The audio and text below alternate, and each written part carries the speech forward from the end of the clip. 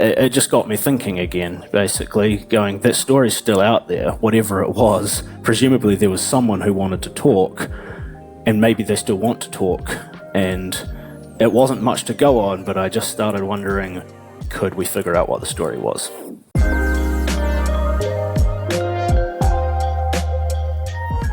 Talofa lava, I'm Madeline Chapman, editor of The Spin-Off. Welcome to Behind the Story, where I go behind the scenes of a big article on the spin-off from the week. If you want a weekly rundown of some of the best reads from the spin-off every Saturday, make sure you sign up to the weekend newsletter. Today I'm talking to Wellington editor Joel MacManus. We published our very first cover story for 2025 this morning, headlined The Untold Story of Alleged Sexual Abuse at an Elite Dunedin School. The story is a strange one in that Joel is not the first reporter to have investigated it, but he is the first to have his story published. I wanted to talk to Joel about chasing a mystery lead from 2020, what different approaches are required when telling stories of trauma, and how reporting on the Abuse and Care National Apology inspired him to share more difficult stories like this one. You can listen to an audio version of Joel's story in this podcast feed. Here's Joel MacManus on Behind the Story. Kia ora, Joel. Welcome to Behind the Story. Kia ora, Mad. Good to see you. I'm just going to get straight into it because this is a pretty big story. And it's also one that's been very uniquely kind of long running. You mentioned in the intro that this was a story that had already been written by a Otago Daily Times reporter. Can you sort of just give a little bit of a background on how you became aware of, quote unquote, the story way back in, was it 2019? 2020? Yeah. Well, I mean, I guess I'll actually start in sort of 2017. You know, I was living in Dunedin at the time. I was a student, just getting involved in journalism, and at the time, this ODT reporter, Chris Morris, was doing this just incredible series about the Catholic Church and pedophile priests and cover-ups within the church, and he was just rolling out scoop after scoop after scoop. It was, and you know, for someone who was like looking up to him going, wow, you know, this was right after Spotlight had won Best Picture, and there was this guy in Dunedin who was, you know, doing stuff easily on that level. And then, yeah, in early 2020, Chris quit his job, and there was this news story about it saying that, you know, he'd publicly quit in protest, quit the ODT because he had what he called a worthy story that they wouldn't publish.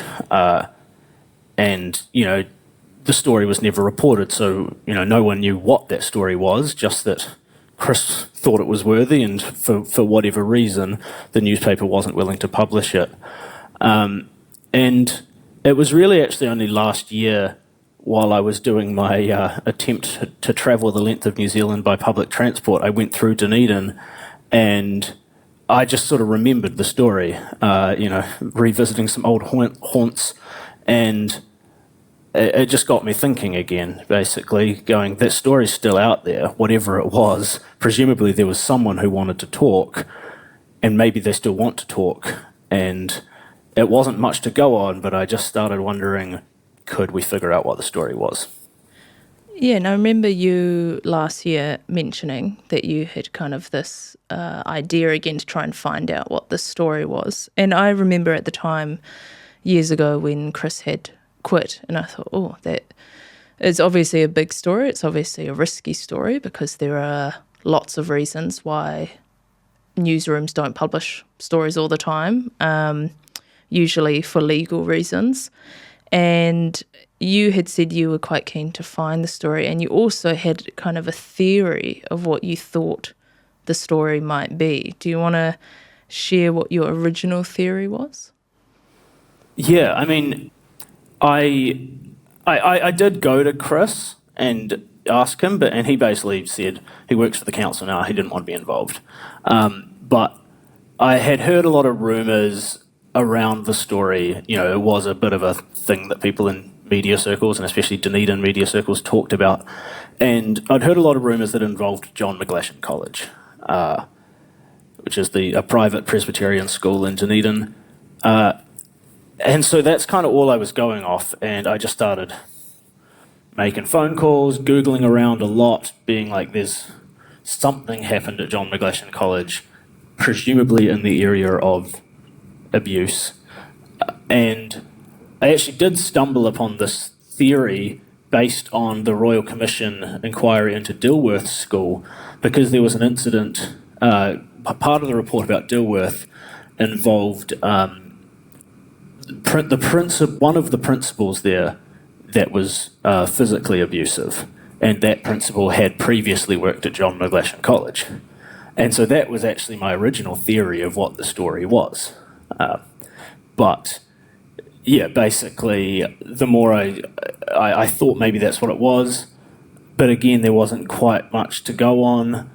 And then I just started calling everyone who I thought might know someone. I was just calling sexual violence advocates, survivor groups, sort of anyone in that scene in Dunedin, and just kind of, it was very strange because I really didn't have much to go on. I was just going, hey, I think there might be something to do with John McGlashan College. Have you heard anything? And yeah, I mean, a lot of them hadn't heard anything. A lot of them had heard the rumours. And yeah, it was as I write in the story, eventually I had a wee bit of a breakthrough. Yeah, I think that's what can sometimes be overlooked when investigating these sorts of stories, is a lot of the time when people send in tips, they're not neatly packaged. Here's exactly what the story is, here's who to talk to, here's the allegation. Like, sometimes they are, and those are very straightforward to follow.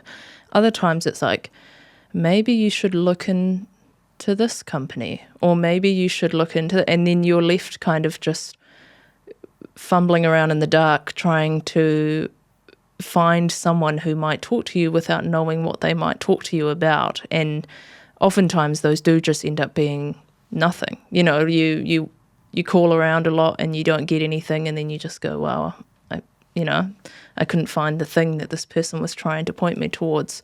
Did you ever feel like you might not find the story? Yeah, definitely. Sort of, with a lot of stories, you kind of go, there are sort of the obvious avenues. Oh, here are the first few names that sort of pop up, call them. And then sometimes it doesn't work out and the trail runs cold. And then there's that next challenge of going, okay, I've exhausted the obvious ones. What are the less obvious ones? You start getting out the box and just keeping on calling. And actually what ended up happening was one of the first people I spoke to them again, and then they gave me a phone number, and I called that phone number, and that was my source that was finally the one that put me on the right direction. This is a really unique story in that you are doing kind of all of this legwork in order to tell a story that has technically already been told. Not publicly, but there was a reporter who went and found a source and spoke to them and then wrote it up and then went to the school for comment and then went to the police. And this is essentially you, because that story never got published, you starting from scratch and doing the exact same thing, which is not really something that reporters usually do. How was it kind of like talking to Nathan, who's our main subject of, or the main source in your article? How was it kind of talking to him and going through those steps, knowing that he had kind of already talked to somebody about this before? Yeah, I was really worried, actually. We figured out his name because I eventually got my hands on the ODT story that wasn't published, and he had been willing to use his name in that story as he was for our story. So then we could go track him down. But yeah, I was worried about approaching him because, yeah, he'd been burned before. He'd done this incredibly brave thing of talking to a journalist about a very traumatic event in his life, and it had gone nowhere. And I thought maybe that he'd be, he wouldn't want to talk again. I thought maybe his trust had been broken. And I was really worried, obviously, that we could end up in a situation where I talk to him and then we aren't able to publish the story either, and it just happened again. In the end, actually, he's been really eager to talk the whole time, because this is something that he's wanted to get out there and he's wanted to fight for a long, long time. Literally, he responded to my email saying, "Thank you for contacting me. I had given up all hope." And sort of throughout the whole time, he's just said, "Yeah, let's go, let's do the story." He sent me so much useful information and backed it up. So he's been incredibly brave on that front. And this is going back to your kind of first theory, which you referenced, the abuse and care inquiry. And I remember talking to you about that theory last year. And that theory kind of involved someone who was a teacher in I think it was the 50s. It was quite a while ago.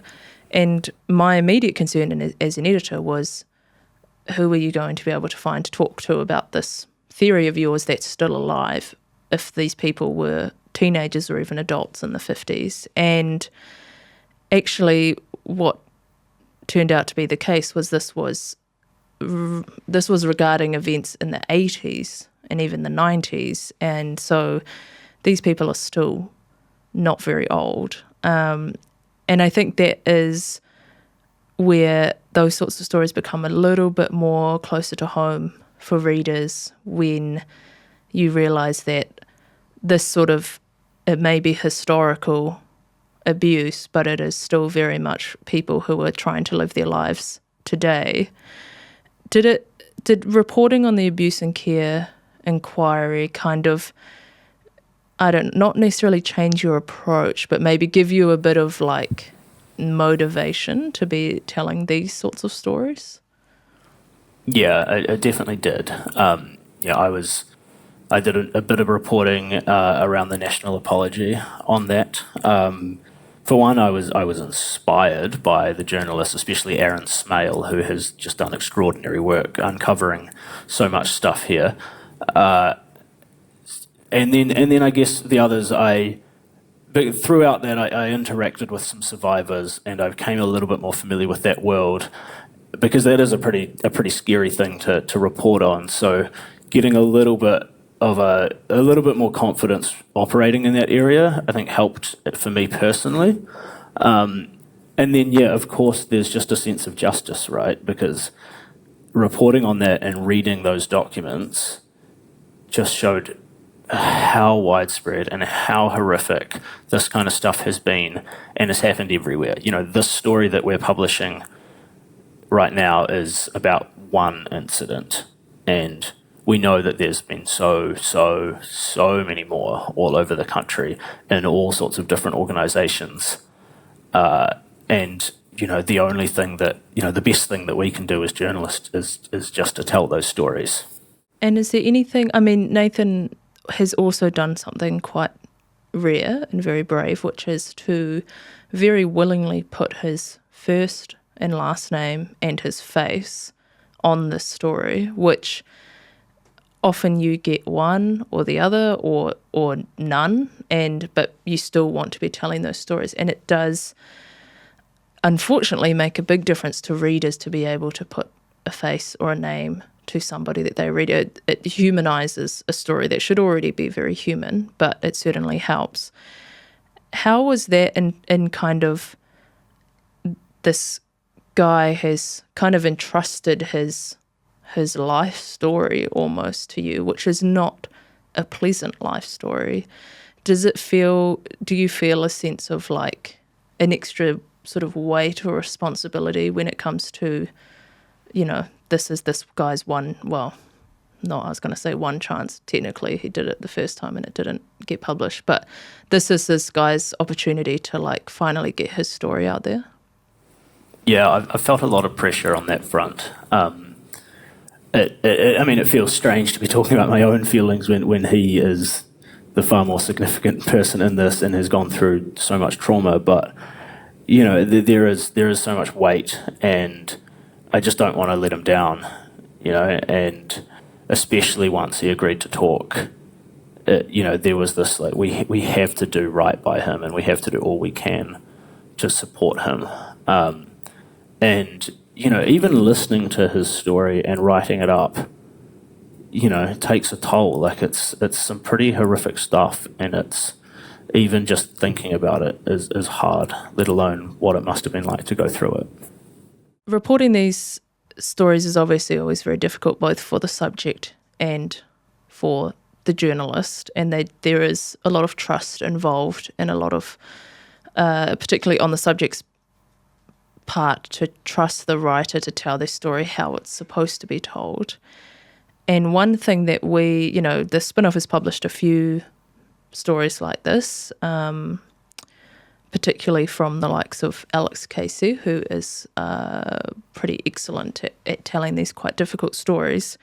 And one thing we've found is that you can't sugarcoat it. I think that's often what we have found is as soon as you leave a sense of a grey area or let people sort of connect the dots, they will, almost as a defence mechanism, connect it in the nicest way possible, in the least harmful way possible. And so what we tend to do, and what you have done, is basically leave no room for the imagination in terms of describing what Nathan experienced. When you were talking to Nathan about the story, does that match how he speaks about his own experience, or was there a bit of back and forth in terms of the most impactful way, so that people kind of really take on board what he went through? Yeah, we had a few sort of initial discussions. The first couple of phone calls were just a feeling each other out, get to know you, building trust, right?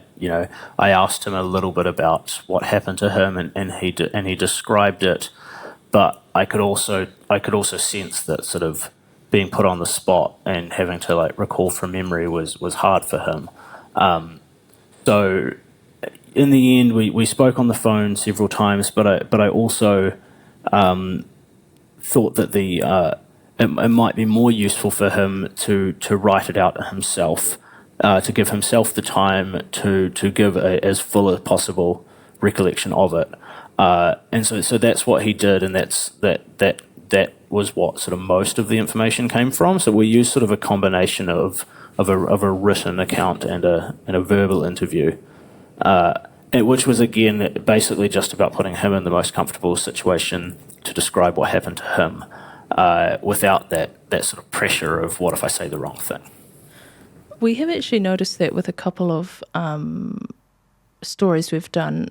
Zini Gibson's first-hand account of being stalked last year was quite similar, which is that she, while not necessarily feeling comfortable writing and crafting the whole narrative, did find it most helpful for her to just write everything that she remembered, all the details, and certainly found it easier than just trying to recite the whole thing from memory to another person, because obviously it's not particularly fun regardless, but having to say it to another person can be quite a barrier. So I think that is quite a unique to these type of stories approach, is having the subject actually write their own experience rather than talk to you about it, which is interesting. Yeah, and it is. I think for a lot of people, writing can be cathartic. It can be be a little calming, and as I know, and as I'm sure you know, often when you write things out, more memories and more ideas spark, and it can help to sort of put that together. And obviously for me as a reporter, just having Nathan provide as much detail as possible, and I could ask follow-up details when I needed, but it just gave me more to work with and helped me to better craft the story. Well, the full story is available to read on the Spin-Off and also on this very podcast stream we will have a audio recording of the story for those who would rather be listening to information like that rather than reading it. But thank you very much, Joel, for being on Behind the Story, and I will be back next week with another spin-off writer.